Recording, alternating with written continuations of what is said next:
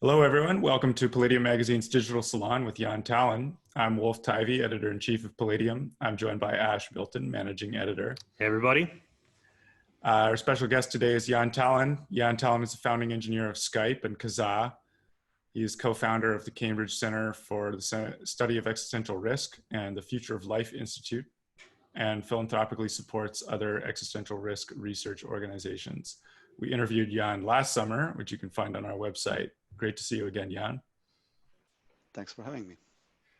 So, as usual, we're joined by our live audience of Palladium members and friends. This conversation will be recorded and rebroadcasted on YouTube and as a podcast. To become a Palladium member and get invited to upcoming salons, please visit palladiummag.com/subscribe. The plan is for Ash, Jaan, and I to have a discussion for about half an hour and then move on to questions from the live audience. So make sure to use the Q&A function in Zoom to post your questions. So let's get started. There's a lot of, we're talking generally about the issue of existential risk from AI and I guess risk in general from AI. There's a lot of uncertainty about how an artificial intelligence transition would play out technically and socially. Like, for example, would there be a rapid takeoff? There's a lot of these big uncertainties, a lot of different scenarios that have been discussed. Jaan, I'm curious, you've talked to a lot of smart people working in the field and obviously funded a lot of the research.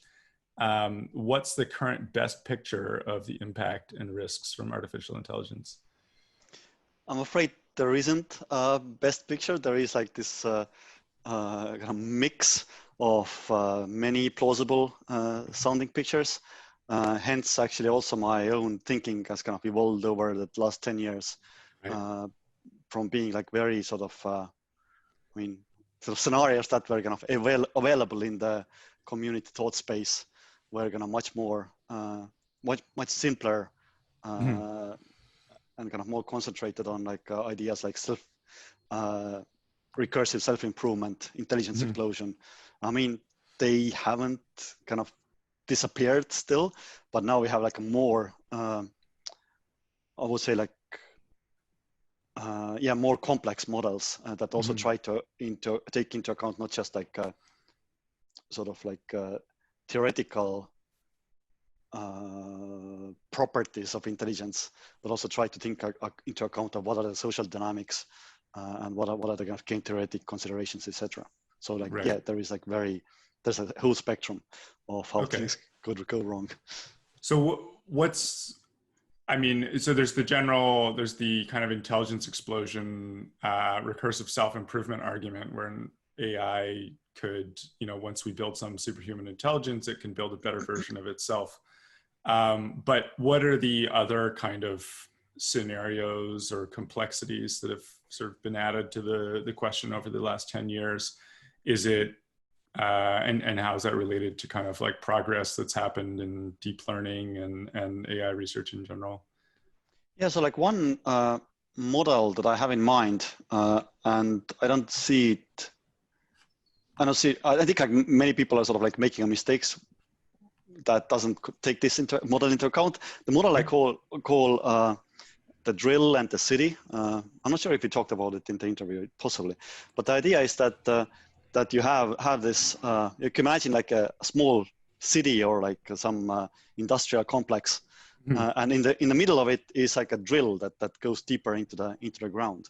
Right. And basically, what it corresponds to is that the drill is like a fundamental AI research that goes deeper and deeper into sort of various algorithms that give you like optimization power and intelligence, ability to solve cognitive tasks. You go from like simple linear extrapolation to like convex optimization to like the latest stuff from 2 years ago, like transformers, right? And then you have like this above ground industry that basically takes the results of the fundamental AI research that usually comes from academia, but also from groups like DeepMind, and then sort of productizes them and kind of trains AIs for their own services.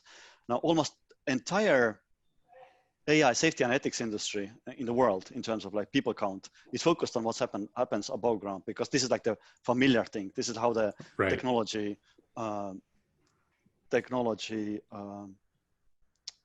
don't know, how it like reaches people. Yeah, how technology usually reaches people, and how basically we have to that's what we have practice with.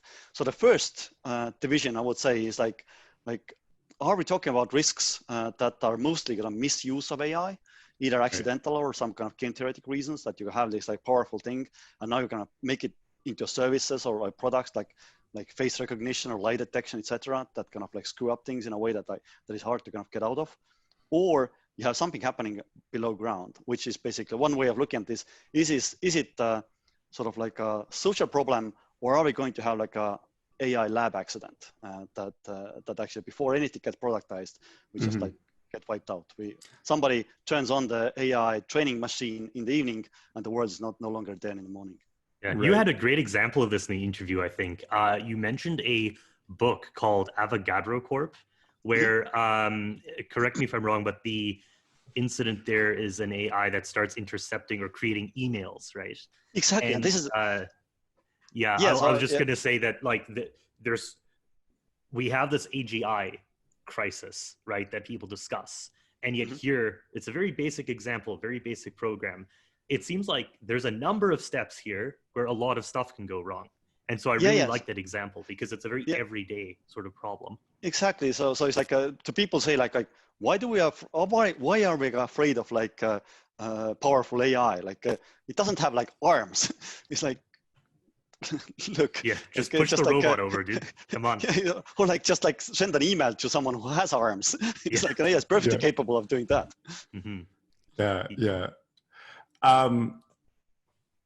So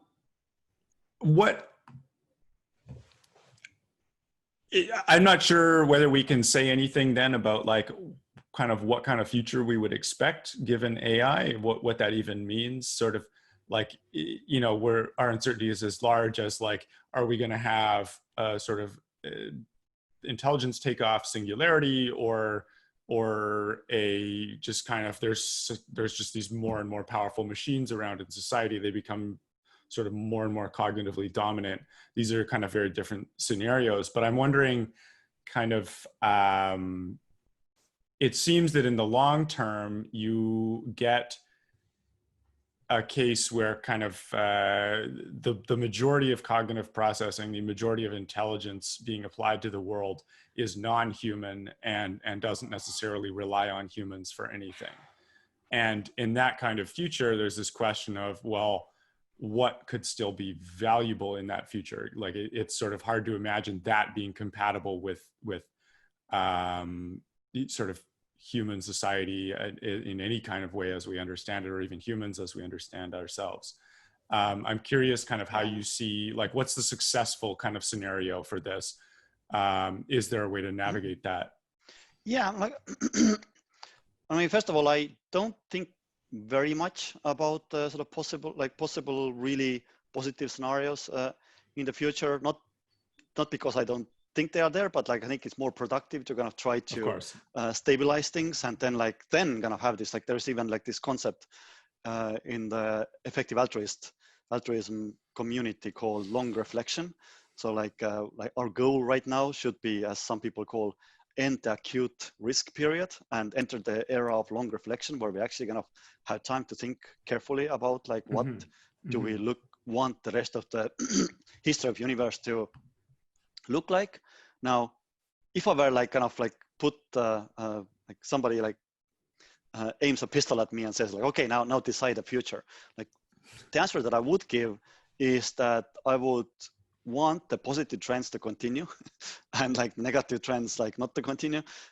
So like let's get a future where we will like just everybody will get like a 3% smarter and 3% wealthier, or like something like that, in terms of their ability to affect the world positively every year, and then like see like where that venture takes us. But it does seem like a lot of the initiatives that humans want to do that would be another level basically of our civilization, right? So settling another planet or finding some unlimited source of energy. These are inherently high risk.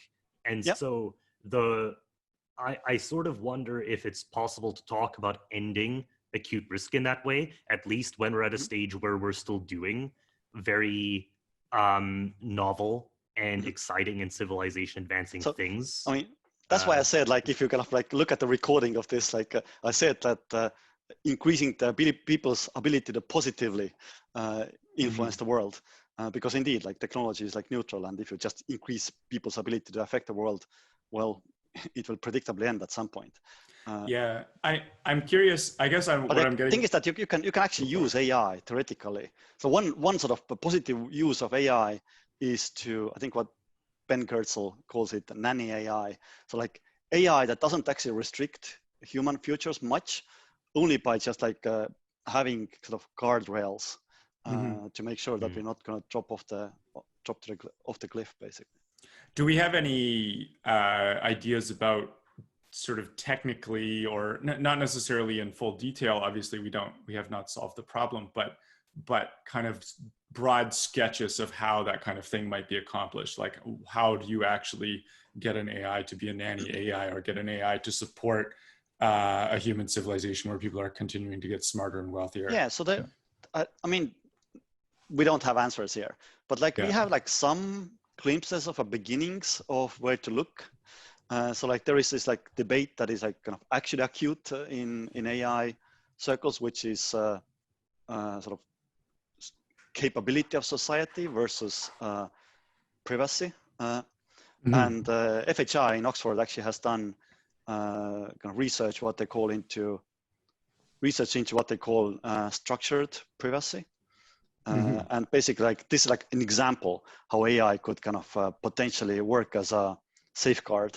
So what you could, in a world where like everything kind of systems work as intended, which is like a fantasy world, but like perhaps there are good approximations, do is have like pervasive surveillance of everyone, but like nobody actually gets access to the record of what's being recorded.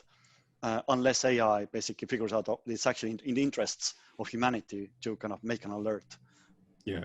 So, I mean, then you have sort of panopticon government by AI or with sort of, slightly distinct, right? Because I wanted to ask this as well. The panopticon is where everyone has access to everyone's data, more or less. Right. AI being able to read everyone. Like, which of these is a better scenario in your mind? Like, in my mind, definitely. It's like, I think the way I think about privacy is that it's like it's a value, it's a currency that you get to spend, just like you can get to spend like a portion of your income in taxes, right? And now like ideally you spend it on things, either donations or taxes towards kind of organizations and groups that can do something positive with it. So like this like AI enabled panopticon, if it works well, is that you're kind of pay the tax of potentially losing privacy, but with like some non-humanly strong assurances that this will not be abused to gain kind of differential power. Gaining differential power. So that basically it relies on sort of being able to get kind of strong assurances about what an AI system is going to do and being able to trust it. And the really cool thing is that, unlike humans, it's totally in the realm of possibility to get such kind of cryptographic assurances, because AI is a piece of code, and like, or we already know that it's possible to get like cryptographic assurances, like in terms of zero knowledge proofs and like obfuscation, code of obfuscation. But if you look at like the way deep learning works and the kind of the opacity of the systems it produces, like this, I'm just speaking like current AI technologies, which sort of look plausibly involved in final AI. They're sort of at the opposite end of the spectrum from the formally verifiable sort of provable software. Like they're very. No, I think it's like they're two orthogonal axes. Like for example, someone at DeepMind, Andrew Trusk, like he has done research into homomorphically encrypting AI models. So you have like deep learning model, but like nobody can kind of reverse engineer what this model looks like by using homomorphic encryption on the code that actually implements the model. But I mean, that makes it sort of more opaque rather than less opaque. Yeah. I mean in the sense of like getting an assurance about sort of the thing conforming to a hard specification. Yeah. This is one of the big problems in self-driving cars. But like one thing that you can do is to have like wrap the AI in some kind of programmatic wrapper that kind of guarantees. I mean, again, assuming that AI is not too powerful in the middle, guarantee some like constraints over input and output.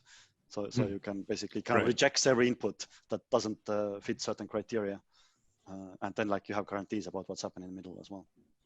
I want to ask you something else with the privacy question there too, which is there's a thing that seems to happen with privacy where if your information is public, or at least public to a specific person or organization, they can basically read you, right? They can collect your data and analyze you and make predictions about you. That people seem willing to do that, provided they don't think that the reader is hostile. But if for political purposes, they start viewing the reader as hostile, that's when conflict starts.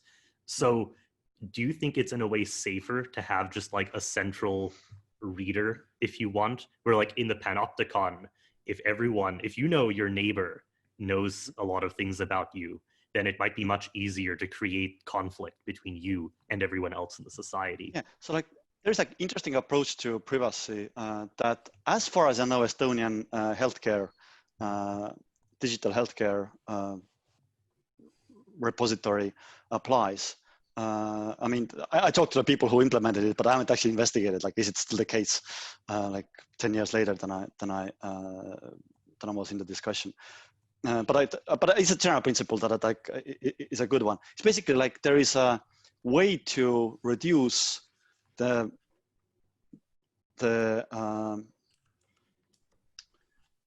abuse of privacy violations by making that you cannot remain private when you're doing so. So like basically like you have like audit record. If so, as far as I understand, in Estonia, like all doctors can access like everyone's records, because like you might need that in order to save that person's life. You don't actually know in advance like who's like operating. This is like a permanent thing, not just for the pandemic. No, yeah. That's it. As far as I know, it's permanent. But again, like it's something I haven't fact checked recently. It was like something that I was in discussions with someone.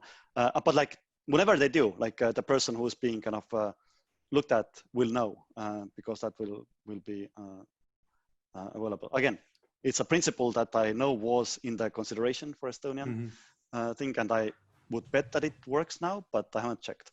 But I do think this is an example of a way to reduce the ability to do privacy violations.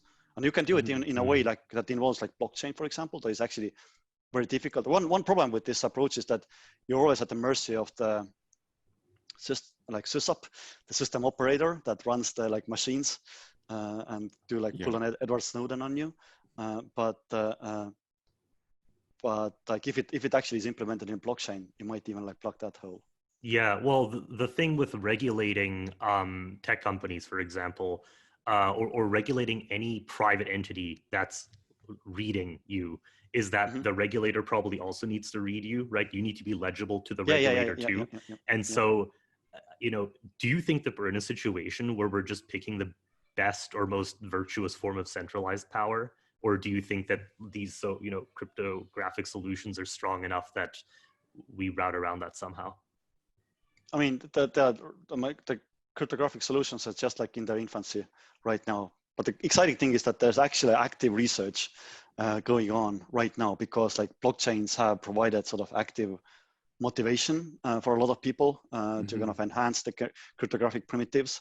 And my hope is that they can kind of brought in later when we would need to develop like better models of, cooperation in general, like or coordination in general, and like kind of privacy respecting surveillance is like one example of cooperation or coordination. So we seem to be living through a changing balance of power in the world. For example, with the rise of China and the United States having many problems.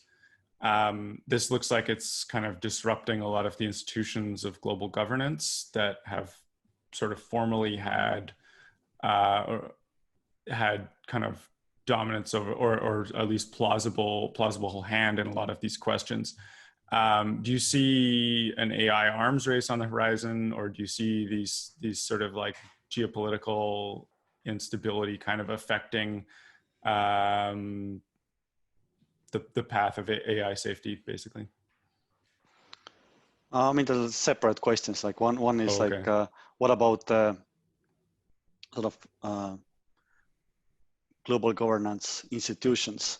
I mean, one interesting thing is that, like, for example, UN and I guess many others kind of were established after the last species-wide crisis, the World War II. So it's like, I mean, the positive outcome from this crisis, although I don't think the crisis is nearly as strong as World War II was as a motivator, that there might be kind of new coordination. First of all, there might be like new leaders that come out. Like, one of the nice side effects from wars is that you will get actually kind of reality respecting leaders, as opposed to just like people who try to kind of bend the reality to their words, because you can't win battles using that. You need actually kind of be in contact with reality in order to win battles. So like that might, this crisis might actually surface some of those leaders, and those leaders might organize, which is like I think interesting prospect if it happens. So, and your second question was basically like arms races. Yeah. I mean, I don't know. It's really, yeah, it's not obvious to me, like if this crisis has like kind of, I mean, these dynamics are already pretty strong. So it's not obvious which way this crisis, being like rather orthogonal to those dynamics, has like, I think it has both positive and negative effects. Like the most positive effect I see is, again, it is right now we are implanting a living memory of what a species-wide problem looks like. And we didn't, like, the people who still had that, they were like about to die last year. So it's like, or like basically like the people who still like remember, have a living memory of World War II. There are just like very few of those left. Yeah, well, that when we talked about creating that kind of knowledge, you know, we had a salon recently where we were discussing nuclear power, and one of the things that came up was that when it comes to nuclear, because a lot of countries have moved away from it in various ways, the actual memory and like living tradition of how to properly manage nuclear power, which has the potential, you know, is an existential risk as well, is disappearing. And so maybe we think, well, AI is going to be around a lot longer than nuclear power, but do you think that one of the important questions here is, once we start figuring out how to solve these problems, we also need to make sure that the knowledge gets handed down? Or will AI just be so ubiquitous that people will know how to do this? I mean, it really depends on like what the future trajectory looks like. So like it's totally possible that we will not get anything resembling human level AI in the next 100 years. At which point, like, we have to like really get our act together when it comes to like governing the world and species in the kind of background of ever increasing ever increasingly powerful technology, such as like biology, like biotech, synthetic biology, etc. Although I think it's like unlikely that we will see many additional human generations before we will have the end of human era. So it's in that sense, I kind of, my money literally is on that scenario, that we are not very far from AI, from human level AI anymore. But I might be wrong. So, and in this case, it's valuable to have people to think about like how to actually organize the species without the help of AI. Well, and so this, go ahead, Wolf. Yeah, so this brings us to another kind of interesting question, which is, if we're going to have that AI transition in the medium term, you say sort of within generations, what does that do to the importance of all these other problems? Like you mentioned, kind of governance, getting our act together on governing ourselves and so on. How much should the specter of this AI transition impact our plans as people who care about society? Is it something like there's a bunch of stuff we still need to do, or especially need to do, or which things are kind of more important and less important given that that sort of future scenario? Yeah, so it's yeah, like I said, there is like kind of a spectrum of futures, and right now we kind of have to hedge our bets because we really don't know what the AI timelines are and how other technologies are going to come along. Now, yeah, given that like if I knew that indeed like in the next 20 years the human era will end and we will have like kind of AI completely in charge of what happens next. Yeah, many of the otherwise very worthwhile problems like fighting global poverty or trying to fix global warming, they just go out of window. So it's like there is no like given that, but it's like strong given, right? We don't know if that's true, but if it's true, then yeah, that doesn't make sense to focus on such things anymore, even though they are worthwhile a priori. Now, that said, there are still like some things that are sort of like basic and robust towards different scenarios, so that are useful if we are in this like AI trajectory, or if we are in the trajectory that doesn't involve like human level AI anytime in the future. Mm-hmm. And there are things like I think the most obvious thing that comes to mind is indeed kind of your area, which is like governance and global coordination, and trying to ensure that we are not going to end up in some weird prisoner's dilemma kind of situation where we just like shoot ourselves in the foot as a species. Yeah, I mean, there seems to be a possible failure mode, right? Which is maybe equivalent to your previous example about not thinking about specific AI failures because we're worried about AGI risk. And that's that we think that so many problems are no longer going to exist once we get this human-like AI, that we stop actually trying to solve them. Yeah, that and even existential ones, like, you know, climate or nuclear or whatever it is. I mean, it still makes sense to kind of specialize in the sense that like I am focused on long-term AI risk, but I totally acknowledge that it might be just in vain.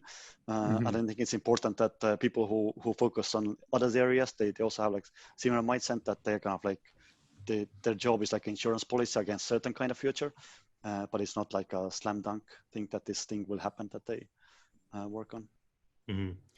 I know we want to start getting to questions soon. I did want to ask you though, before we started the salon, we'd been chatting a bit about the generations question and how, you know, very often generational dynamics play out such that a generation that has been in power for a long time stops understanding the magnitude of risks that they didn't have to deal with. Could you just share a little bit about how you think about these questions? Yeah, I mean, as I mentioned to you earlier, it's I don't think like a lot about these questions. Again, because of my focus on just like AI and especially the technical side of it, because of my background, AI safety. But I do think that there are like, I certainly see like evidence that there is value in having intergenerational governance structures. And so like one obvious example is like Estonia. Like we when we kind of ended the Soviet occupation, our first prime minister happened to be 32 years old, and he was like, I read like one book by Milton Friedman, and I know this internet thing, and it's like, yeah, we're gonna have like a e-country. And yep, so we did. So like and I expect like if some like old communist would have been in power like in many other post-Soviet countries, then that just wouldn't have happened. Yeah, like the succession question in practice becomes that either you figure out how to get people into your institutions, or at some point a crisis level event occurs and those people come in and usually the trust is not there. And so on the one hand, you can get disruption that can be valuable. On the other hand, you might lose knowledge that has been hard won in the past. Yeah, so there's this really interesting relation to kind of the reality respecting leaders idea that you had earlier, which is like, Well, especially like when you have new people coming in, or just like when you're thinking about who you want in the government, you definitely want some people with the long memory, with the wisdom, the kind of like they've seen the stuff before, but you also want younger people kind of in contact with the newer realities. It's this interesting kind of problem of how do you keep the institutions focused on the reality of exactly the situations they're dealing with. Also, I do think that like smaller countries like Estonia have it just much easier because there isn't as much optimization pressure when it comes to getting elected and becoming near the top. Like basically US and like big countries in general gonna draw from a very large pool of people who want to be in the top, which means that they are sort of professional. They're like kind of, perhaps even before they were born, they had like this trajectory plotted out that they have to like put a lot of effort. I mean, in Estonia, that just doesn't happen. Like you have people who are like have like a proper profession as well, in addition to being a politician. And you think that's a matter of scale? That's interesting. Yeah, yeah. So and also it helps in terms of like I'm not saying like that all governance have been like super good in Estonia, but like there's definitely like a more proximity between the population and the government because it's just literally closer in terms of geography, right. But also like in terms of like social distance. Yeah. So let's start moving on to the questions from the audience. We've got a lot of great questions that we should get to. So Pasha Kamishev asks, to what extent are problems in our society already due to aggressive over-optimization of the wrong metrics or certain metrics, such as like news or social media clicks, engagement? I think we talked about. Oh yeah, previously. Yeah, absolutely. Like I think my long-time friend Michael Vassar once said that well, and at the end of the day, everything comes down to the problem of non-human optimizers, and like you can think of corporations as non-human optimizers. Yeah. And indeed, like we haven't had a lot of problems with corporations. I would argue that we still have, like some of the most plausible scenarios of realized AI risk is that corporations who by nature are sort of incentivized to downplay the risk of the externalities that they create, as we've seen from like environmental issues in the past. They basically, we already see like the biggest kind of skeptical voices when it comes to AI safety come from big corporations, and I think that the dynamic is there. That's just incentivized to work on AI and B, downplay the risks.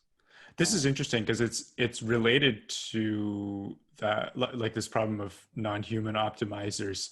It's related to the problem of governance in the sense that it's actually quite difficult to construct a human optimizer that has enough like scale to be significant. Like what does it mean to kind of get a lot of people organized together in some institution that's able to wield power while still kind of being in some sense governed by holistic human judgment? That's one of the problems we worry about. Yeah, it is a question that kind of bottoms out in mechanism design, I would say. So like there are like, I've thought a little bit over this and talked to people who like think way more, like Glenn Weil from Radical Exchange. Is that like it's possible now that we have like blockchain, for example, that now that we have like ability to do global coordination without asking anyone's permission. It's like, although obviously it has like many downsides, a lot of speculation, et cetera, but it's a new capability that the world didn't have before. And it's possible that we can kind of like bootstrap some new governance mechanisms from it. So like one particular sort of like science fiction idea that I have is that can we just like disentangle the preference discovery and preference promotion, I call it. So the idea, like in a democracy, you have like both in the same thing. Like you elect a person because you think that they are going to like execute the policy that you happen to like or like think you like, etc. But ideally, as we see in many kind of there's like a conflict between. Okay, let's put it that way. I think Robin Hanson, somebody says like you should vote on your values and bet on your beliefs. Yeah. So like if you kind of disentangle this thing, what the world would look like, I'm thinking of things like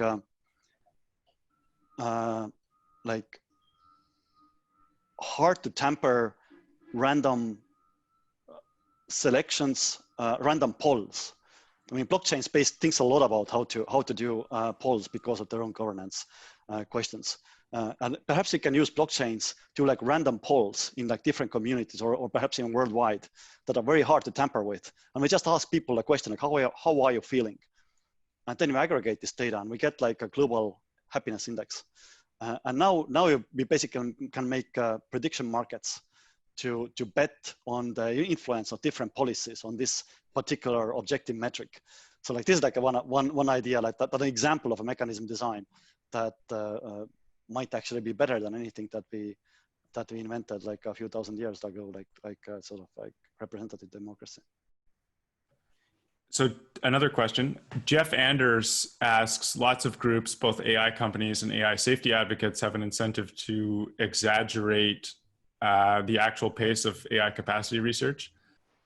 But there's some studies coming out that show that many of the apparent advances aren't as real as they're being claimed. Given this, how should we, especially outsiders to AI who are trying to remain informed, track the actual progress of AI capacity research? Yeah, this is like very difficult question. And like my sort of like first answer is just like, I don't think we can. It's like people, some people, I mean, first of all, it's valuable to invest in research that tries to kind of make the picture clearer. That's why I'm supporting an organization called AI Impacts, for example. They have done like a bunch of research in that space. But also it's just like important to keep our uncertainty open and not like kind of double like get into this confirmation bias loop where you're kind of see an advancement in a press release and think like, see, you told you. But also like there are like undeniable trends, like trends in hardware that are like very objective. You can actually measure like how much compute becomes available to AI. Additional compute becomes available for AI training every year, and you can compare that to the amount of compute that human brain plausibly does. And I think for most plausible models, I think we are already beyond human brain in that. I mean, not all models, but I think that some of the most plausible ones say that supercomputers are no more powerful than human brain in terms of operations per second. One of the ways that I've heard about that we should maybe think more about what automation is real, this came from Robin Hanson, was that we talk about these things in a very abstracted way. And Hanson had the view that we should basically look more at actual industries. So let's not talk about AI in general, but about some particular instance of an industry doing something with AI or with some other form of automation. Yeah. Do you think that that's a more useful way, like to concretize what's actually going on and what's real? Yeah. I do think that it is, like it really helps with the above ground part. It doesn't help much what's happening down ground, like down, like down beneath the ground in this model, like in the AI labs of fundamental AI research. But yeah, like if you're just like trying to assess things from an economic perspective, and as far as I know, like everything is an economic perspective for Robin Hanson. So I mean, he's a great guy and a friend, but yeah, I think it has like economic lens on all the time. So yeah, I do think that it's like it gives you like very valuable data when there's like a lot of incentive for people to exaggerate the capabilities of their technology. Then you basically can call them on that and say like so what actual thing you're doing with it. Interestingly, like for like 10 years I was in this automated trading business. I was trading on NASDAQ for 10 years, developing code to do that. And then I was a part of a community, and I saw like the same thing there, like people were trying to sell their systems. And I was like, wait, why are you selling a system that works, right? So it's like... right, because you could just make money by using it directly on the market. Exactly. Yeah, well, like inventing some leverage scheme or whatnot, doing a fund or whatnot. But like, so like in some ways, like I think the AI hype, sometimes people are just incentivized to take their Excel table and hype it as a next generation AI. Well, you can think of two versions of what companies are doing, and the one part is actual internal R&D. There's some specific problem to be solved, and they're bringing in people to try and come up with a solution. The other is that they're adopting systems hyped to them by, automation consultants, and they have to then look for problems to solve because some advocate in the organization either bought into hype or maybe had a lobby interest or something like that. And maybe this is where we see a lot of the fake trends occurring. Yeah, one kind of joke I have about Robin Hanson. He's I think he has like computer science and physics degrees, and say like it's a professional physicist who became professional economist who became professional cynicist. Yeah, and then it's like, and I think he's like super cynical, and there. A lot of his cynicism comes from the observations that organizations really aren't the things that you're going to naively expect them to be. Organizations are much less of a mechanism than they are an organism, and like a political structure rather than some kind of like cooperative thing. So like, well, people could a lot of weird yes. things happen in organizations. So like, so whenever I invest in companies that have like business to business or like enterprise products, I can always go like, do you really know what's going on like within your customers? And if they like give me a good story, it's like, okay, you know what's going on. here's money. Right. So Chelsea Voss asks, certain fields such as lab chemistry and aerospace engineering share a concept of safety culture, a set of social norms and incentives which encourage researchers and managers to put safety first before research speed and before launch decisions. For example, like SpaceX's launch scrub last Wednesday is a good example of this. How much might this kind of thing help? How much might it help to unify current AI research under a common safety culture? What might that look like? What would it solve? I mean, it would help. I would expect it to help a lot. I have no idea how to do that. In fact, I see like opposite trend, like as the software is eating the world, along with that, like the loose safety culture of software development. Right. So like as move fast and break things. Yeah, a friend of mine, David Turnbull, he basically observed that, well, we should expect like the aviation industry. I mean, that was pre-crisis. Now, who knows what happens post-crisis? Aviation industry become like less and less safe because like software is taking over. Right. Yeah. I mean, we've seen this with the 737 crash, exactly. where basically it was shoddy software built the way all software is built, which is terribly.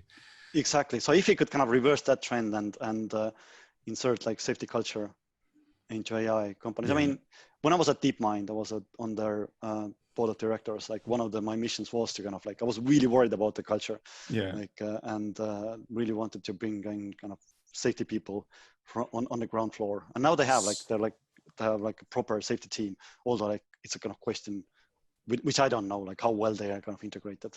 Right. Probably, I don't expect them to be very well integrated. So is that question more about we don't know what proper safety culture looks like and how to do it? Or is it more like we know roughly what we need to do, we just can't socially get people to do it given the organizational incentives? Yeah, I think it's latter. Like, again, like commercial aviation has like a stellar track record when it comes to safety and because they have like very harsh feedback loop. Whenever there's like a safety failure, they get like a lot of bad feedback from it. So it's like there's like they just grown to be super safe. Well, someone mentions in the chat. Someone mentions in the chat, aviation and chemistry obviously had their risky, dangerous experimental phase at the beginning where there were a lot of crashes and experiments gone wrong. Also, interestingly, I think Stuart Russell makes this point that the nuclear power industry sort of like killed itself by downplaying the risks and not kind of addressing them in time. So like, and basically he wants to avoid the same thing with AI industry. Right. So like right now there's a lot of like downplaying of risks in AI, just like there was in nuclear power. Right, industry. And then there might be an accident and everyone. Exactly. Everyone's like just. No, we're shutting it all down. Yeah. Well, that's the risk of safety creep, right? there seems to be this problem where we obviously want safety on failures with very high levels of consequence. So if a rocket blows up or a plane crashes and people die, we want to have a precautionary principle there. On the other hand, there are certain risks we perhaps want to take. Like if a rocket blows up in testing with no one on it, maybe this is an acceptable risk. But it seems very hard to actually balance this, because you have a safety bureaucracy that seems to necessarily arise, and then you have the natural path of bureaucratic creep start occurring. Yeah, so like one thing that I certainly, as I get older, I get like more appreciative of bureaucracies.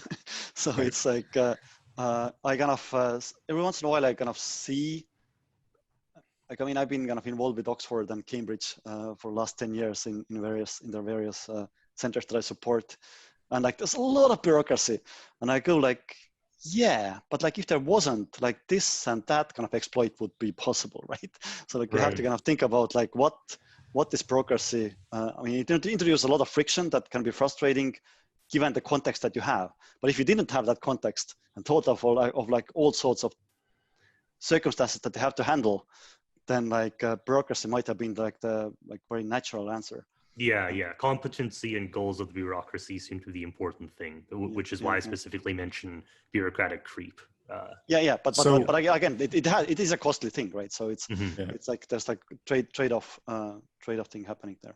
So James Dama asks, when we consider the risks of existential risk from artificial intelligence, is that comparable to the kind of risks we get from autonomous intelligence agencies? Like an intelligence agency within the government tends to sort of amass a lot of information and power in sort of a relatively unaccountable way, but you still want it to kind of remain accountable. You want it to be stably aligned.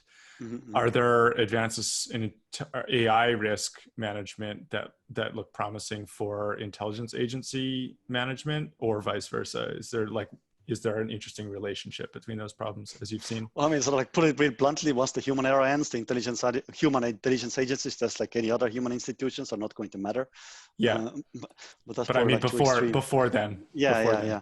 I mean, it comes down to the same sort of agent principle problem, right? Because like intelligence agencies are supposedly agents of their respective governments. Yeah. And they do have like a host of like agent principle problems. So I do think that there's because of the one way of looking at this one very highly abstract, but I do think a very robust way of looking at the entire long-term AI risk is that we are in the process of delegating human decisions to machines. And like we have this control. Whenever you delegate something, you're also yielding control.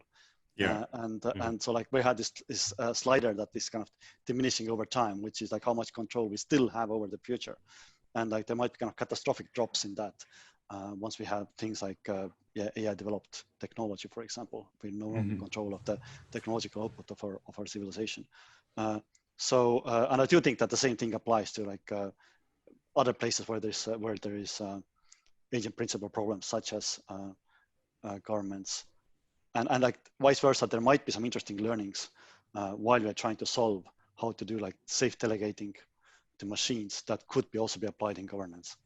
Chelsea Voss asks, Victoria Krakovna recently examined some parallels between the coronavirus pandemic and a slow AI takeoff scenario, in particular highlighting the question of competent institutions as a necessity for both pandemic preparedness and a slower AI takeoff.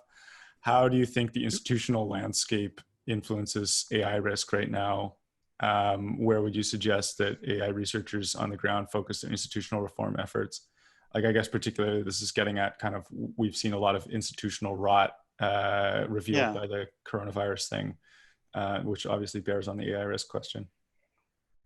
Yeah, I mean, it's just correct. If you want to kind of navigate the future, you should have like competent coordination mechanisms and competent governments are an example of that. So like so that's why I'm like kind of being like kind of literally in the middle of US and China in Estonia. I do think that, I mean, China seems to be handling it much more competently than the US. And it's not really a surprise to me. It should be like to anyone really, right? Because of the, I mean, one sort of positive, I mean, I've grown up in a communist country and you know, like highly centralized thing. And it's not something that I would recommend to people, but especially in US, especially in Soviet Union, that was way worse than China. China has been from Deng Xiaoping, etc. But yeah, the centralized totalitarian governments definitely have like certain advantages when it comes to kind of coordinating responses, national responses. Well, and when it comes to the pandemic, it seems like one of the things that occurred was that the countries we look at now as having had very good early responses, Taiwan, Korea, Singapore, and so on, their national, you know, their CDCs, their national health agencies, pretty much made their own judgments on the policies to carry out, whereas a lot of Western countries more or less outsourced decisions to the WHO and other international organizations.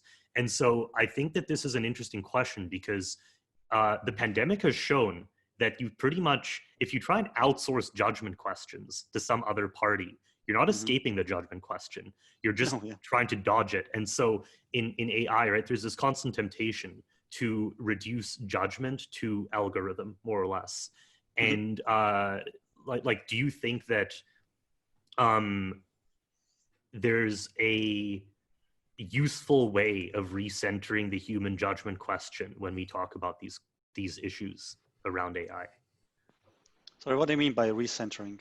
Like, you know, I think even when we were discussing the questions of centralization, the instinct is to say, well, there are these technologies that exist which can allow us to protect privacy or which can allow us to stop people from getting our information. We don't generally answer by saying that we should create a culture of people who are running these institutions that follows norms that we want to see happen, right? So actually look at the people who are creating these technologies and ask, how are they developing and implementing them?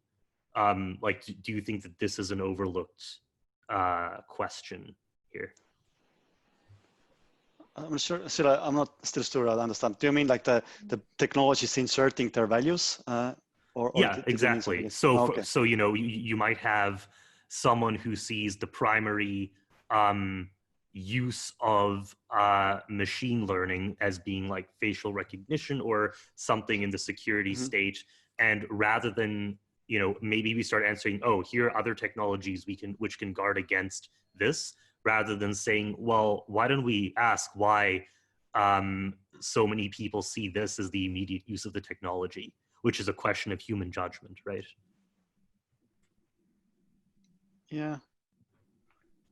Like maybe this is too much of an aside, but we don't have to stay on it too long if you think there's a more useful. Yeah, I think I would just like fall back to my default answer that like sort of governance is hard and it's kind of valuable to try to develop mechanisms that that try to take into account things like Rawlsian veil of ignorance. So like you're not going to, you're developing a mechanism without actually knowing which part in the mechanism you will play. And then like if you can do it in a way that is kind of credible, I think that's a good move from technologists. Rather than saying like so, just sign up to our service. Yeah. So another interesting question from Chelsea: what technical advances in AI safety would make you the most excited to see happen next? What things are sort of the biggest open questions that might get solved and would be exciting? Yeah. So there are many. So I like on high level, like if there would be like interesting ways to constrain general thing that's researched right is kind of like limited impact AIs or a mild optimization, like other ways to actually kind of, for the lack of the word, cripple the AI in a way that kind of actually makes sense. So it could like not get like some kind of runaway effect in the world, right. while still kind of doing some useful things. Then right. there are some open AI and Paul Cristiano are looking into this like iterated distillation amplification, where how can you use like a group of like lesser AIs to constrain a stronger AI and then like iterate, because like humans seem to be able to do that. Like we might have like super high IQ people, but they're not going to take over the entire world that easily, although some of them have come close. So it's, but yeah, if you could like get like pretty solid understanding of how constraining AI works, either using other AIs or some other constraints, that would be very cool. The limited impact question is interesting, like whether that's even possible, so to speak. I guess the formulation of the problem is that even with a relatively innocuous goal, like, prevent car crashes or something, if you apply enough optimization power to that question, you end up with something that's potentially quite dangerous, because it starts going and finding ways to accomplish that goal. Eliminate cars is an obvious way. Eliminate cars, eliminate drivers is like obvious high power optimization solution to that. Or take control of everything else to make sure that we're applying enough computing power to this problem or something. That seems harder than kill everyone. Kill everyone seems to be here. Right. It maybe is the easiest route, but certainly not our intended result. Yeah. So there's like this general problem that like once you start applying more and more optimization power to something that makes sense to you, you will get like bad edge cases that will kill you. Yeah. Are you? Do you see a possible route to solution there, or ways that might actually get solved, or is that something that's like it would be a nice to have, but not necessarily expecting it? I don't know. I have like a double-digit uncertainty there. It's. I mean, people are looking into that, and some of the institutes that I'm supporting are doing research. In mild optimization, limited impact space. Also, DeepMind I think has their safety team has done, particularly in Victoria Krakovna, I know has at least one paper, if not more, in limited impact topic. Yeah, Paul Cristiano is awesome. I see the comment. Yes, yeah. It's definitely like one of the, I would say like one of the top 3 AI safety researchers in the world. Yeah, I think Travis's question might be interesting here because it touches on the safety discussion. So he's asking, when it comes to actually building more safety mechanisms in foundational AI work, what are some of the obstacles to building this? So he says, this is the drill in your city versus drill analogy. Sorry, what are the obstacles for? The obstacles to building in more safety mechanisms in foundational AI work. Oh, I mean, the main obstacle is just psychological. It doesn't feel dangerous. So it's like, if you would get like I mean, it's not obvious like what it would take for this to actually feel dangerous in a way that aviation engineering feels dangerous to the engineers, or like making mistakes in spaceship construction feels dangerous to SpaceX engineers.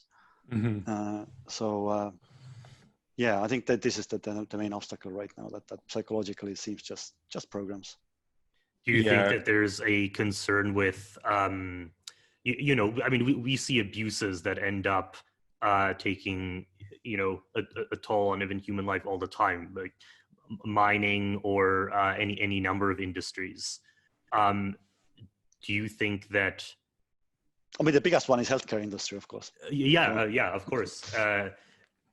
I guess my question, like, my follow-up to this is, okay, say that it is technically feasible to introduce some safety mechanism.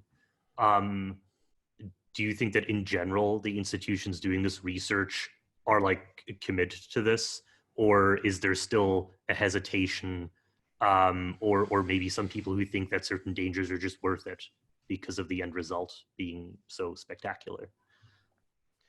I mean, the sort of the tip of the drill organizations that I'm familiar with to some degree, DeepMind and OpenAI, they are definitely like kind of leading examples in a good sense that they do have internal discussion about safety, and like people are not actively kind of hostile towards safety idea, unlike some other kind of corporate cultures that are doing AI safety research. So there's like a cultural commitment here in the institutions. Yeah, I do think so. And in some ways, I'm really kind of glad that DeepMind and OpenAI exists in their form,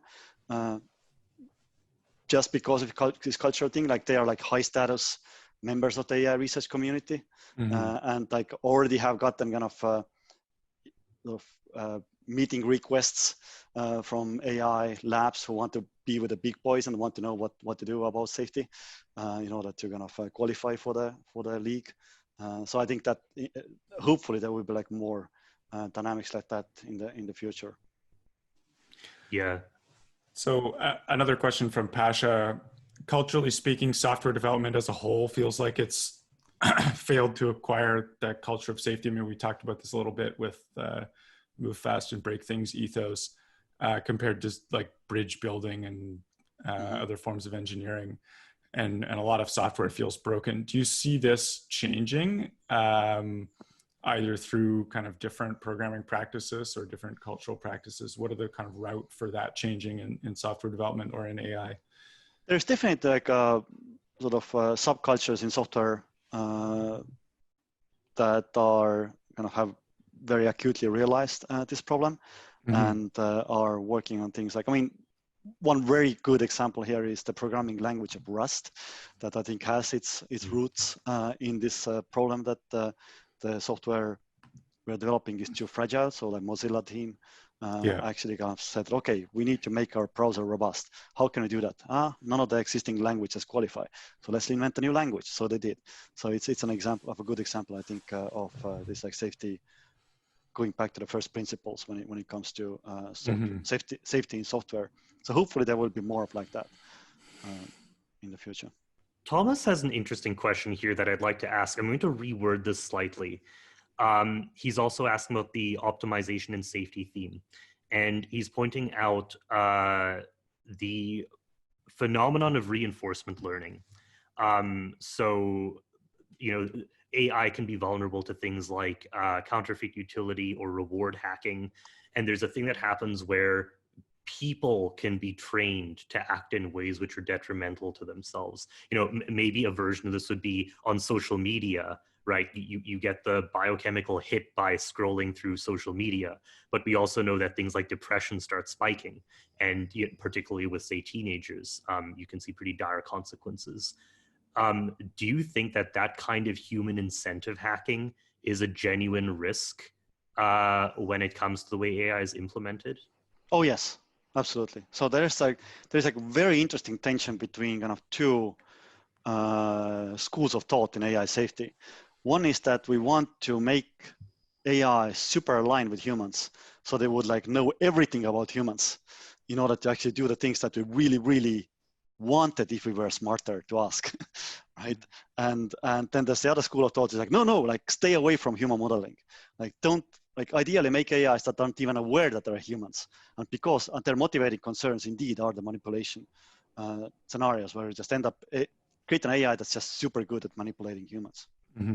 So the idea here is that the AI would basically be incapable of optimizing human behavior in a way that we would actually want. Like there's too many variables involved.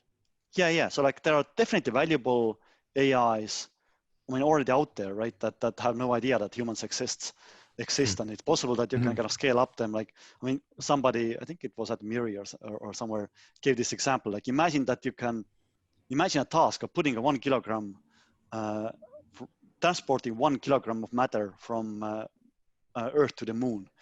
Like theoretically, you can do it without like any awareness of humans existing. So it's not just pure objective engineering task. And there are many other tasks like that are super valuable. I guess the difficulty of that is when you start to apply enough optimization power, it starts to marshal enough resources that it Oh yeah, impinges on us, or discovers us and become a problem. All roads lead to Rome, right? Yeah. Everything. Yeah, but some of them might be like more dangerous than the others, and like the route of like making AI very aware of human preferences and humans, indeed, like while actually having a good end goal and good kind of end game, has like some unique dangers on the way. Well, and the thing with AI is that, you're saying be aware of humans, but for any AI program, being aware of humans is not the same way we're aware of humans. It's that they are seeing a particular collection of incentives or of data and are trying to work with them in some way. And so it reminds me a bit of the way that corporations are aware of humans, right? They're not aware of people, they're aware of human resources, which is a very different thing. Yeah, they're aware of patterns in their environment. Yeah, well, and the some same of the way that patterns might be kind of like results of human activity or humans themselves. Well, and the same way that we see, obviously, in some cases, you have to view people as human resource to a degree because you want to optimize your organization to achieve its goals. But on the other hand, there's obviously like a million different abuses that can arise from that fact, or you create institutional cultures which end up grinding people down. The difference is that there are still people running corporations, so theoretically it might be possible to convince shareholders or owners to do things differently. Exactly. So with like an AI, there's no convincing to be done. Yeah, and like there is this fascinating concept by, I think I heard it first from Scott Alexander of Slate Star Codex fame, the idea of how was it? Ascended economy. The idea is that once you have fully automated corporations with no humans in the loop, you might actually get stable loops in economy, like business to business loops, where no humans make decisions. So like you can imagine like a simple loop between a corporation, fully automated corporation that is doing mining, and fully automated corporation that is doing manufacturing mining robots, and they just do business with each other while kind of increasing in power. And the ultimate result of that would be that the universe would be turned into tiny mining robots, which from our perspective would be basically equivalent to paperclips. Yeah, I mean, I guess the advantage is that if AIs run other AIs, we maybe care a little less about them being re-engineered and optimized in different ways. But then we're now twice removed from the question of what humans actually want. I care greatly about myself and my children not being turned into tiny mining robots. Yeah, exactly. Yeah. So the question. Sorry, I lost my train of thought there. Maybe it'll come back. Let's ask a question. Sure. So Misha Guervich asks, do you know if the NSA has any policy with regards to AI development or the prevention of dangerous AI development, or any other kind of major government agency? Yeah, I have really no idea. We don't have a lot of visibility into that. Yeah, I don't think, yeah. Yeah. The closest I've come is like just talk to some people who are doing like DARPA contracts, but like there's like they're very mixed bunch. Pasha has another interesting question. So a lot of these AI problems, like optimizing rather utility functions, have the same question exists in other social sciences. So in economics, we might ask, how do we measure what societies are better than others, which are more productive than others? So based on that, Pasha's asking, to what extent, I'm going to reframe this slightly to be more personable to you. What bodies of thought, what sciences, what social sciences have you found most useful in contributing to these questions of AI risk? Like, I think economics. Yeah, economy by far. Economics. Yeah, just like kind of solid economics that done with like mathematical models and kind of try to think about incentives and the agent principle problems, etc. I mean, that said, at the end of it, it's still gonna bottoms out in computer science. So it's like if you're saying things that are not compatible with the computer science of it, then you're wrong when it comes to AI. Should economists who want to work on these problems maybe figure out how to translate their discipline into comp sci research? Like in all of these fields, I imagine there's a lot of information that is just not visible to people working in the AI space. Just, they aren't around those communities. Is there any field that you would want to know more about that you aren't familiar with? That I would want to know more about. I mean, my first knee-jerk reaction would be economics, but yeah, I also find it. I mean, perhaps it's just too interesting rather than super useful. But I do also think it's super useful. I think it's there's a very fertile kind of cross section or intersection between computer science and philosophy. So as I think Daniel Dennett has said, that the computers keep philosophers honest. Really, I think there are super valuable philosophical problems that we would benefit from having solved, and solved in the sense of having computer code as a solution. So this is something that I would like to see way more research.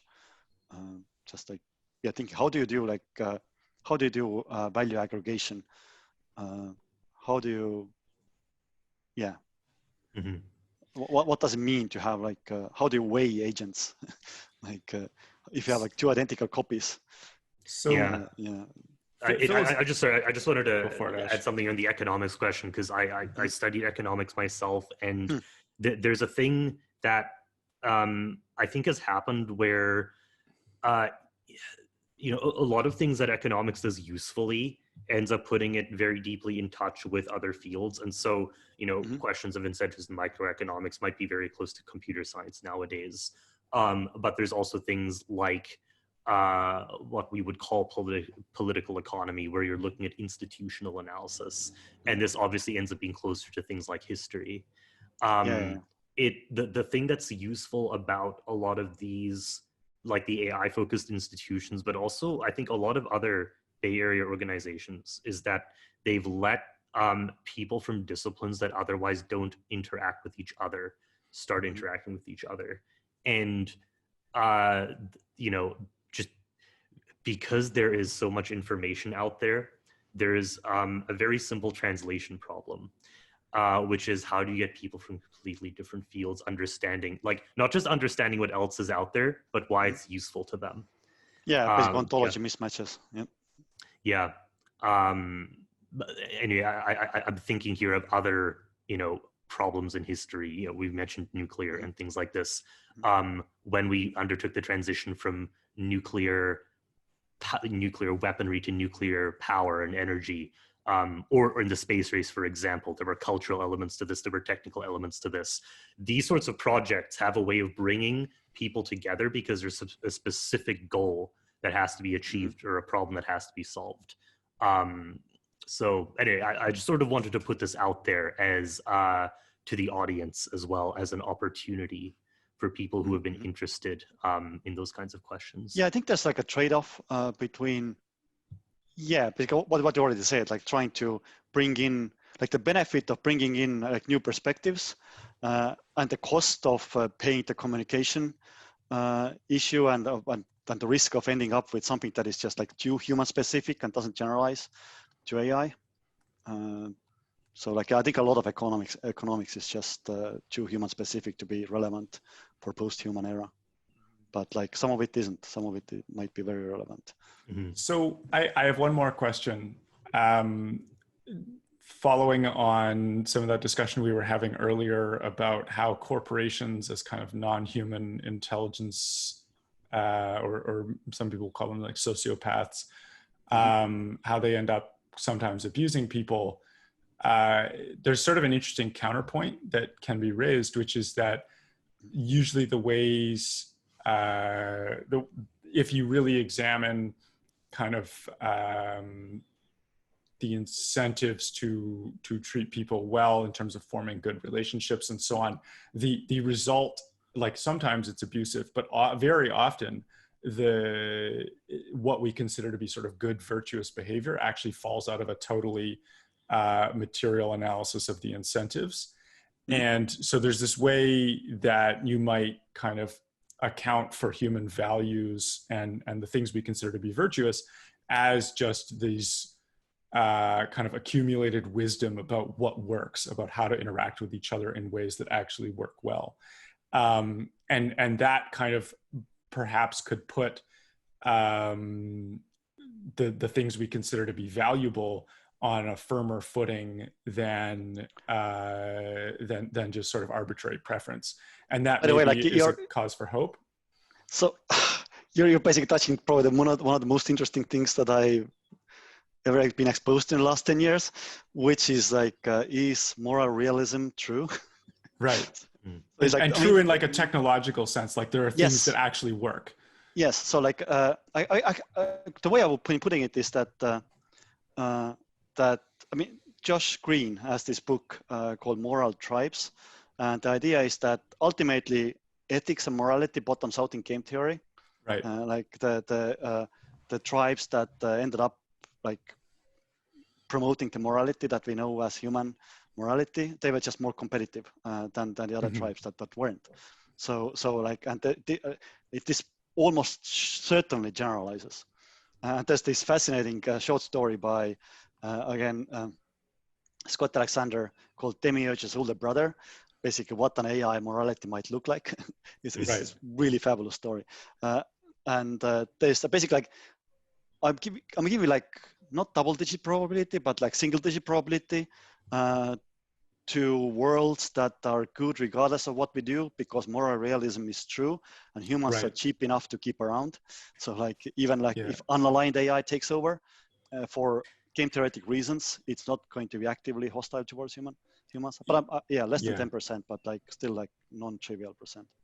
Yeah, and relatedly, even like, let's say there's a post-human era where there are no longer humans around, you could imagine, in a world where moral realism or some version of moral realism is true, a sort of nominally unaligned future AI still being a valuable thing simply because it's kind of tapping into that same kind of moral that's why like philosophy and computer science, marrying philosophy and computer science can be just like one of the most important things that humanity can do, like if those considerations have any merit. Yeah, well, and it lets us probably have more useful moral discussions too. It's interesting that you're talking about moral realism here, because one of the questions I personally was interested in, like, have you ever come across Alasdair MacIntyre, the moral philosopher? Yeah, then the name is familiar, but he wrote a book called After Virtue, which was about the way that the actual context of morality had changed. And one of the things he discusses in that book is how traditional moral philosophies, like both ancient Greek and those in the Christian era in Western history, their equivalents in Chinese civilization and so on, morality is always about, is a human being acting the way that a human being should be if they are flourishing, right? Morality is not the set of axiomatic principles that exists and that you're kind of compelled to follow for some reason. That seems it's like about the healthy functioning.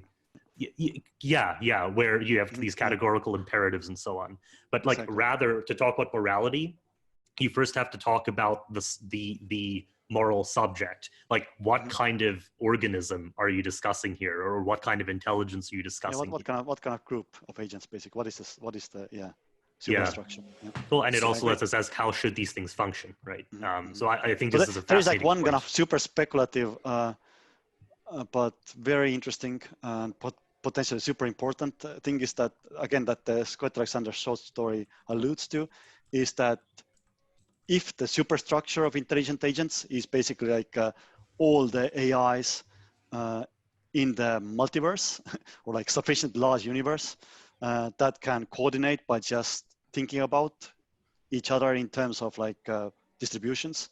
I gave like, I think like 10 years ago or something like that, 8 years ago, I gave this talk about metaphysics where I kind of explored a little bit. It was a lot of fun to prepare that talk. Very cool. So I think these philosophical issues are a good place to end, sort of a bit of a vision of things to think about, things to work on. Computer science and philosophy mixed together is good good kind of marriage to as long as you remain kind of rooted in computer science and don't go like floating. Yeah. So I think that's a good place to wrap up. Jaan, thank you so much for coming on. I had a lot of fun with this. I learned a lot. I hope it was good for you. Thank you so much for the audience for asking all those great questions. And we'll be putting this up on YouTube and on our podcast as usual. And yeah, thank you very much. Thanks. Bye. Well, thanks everyone. Bye. Great discussion.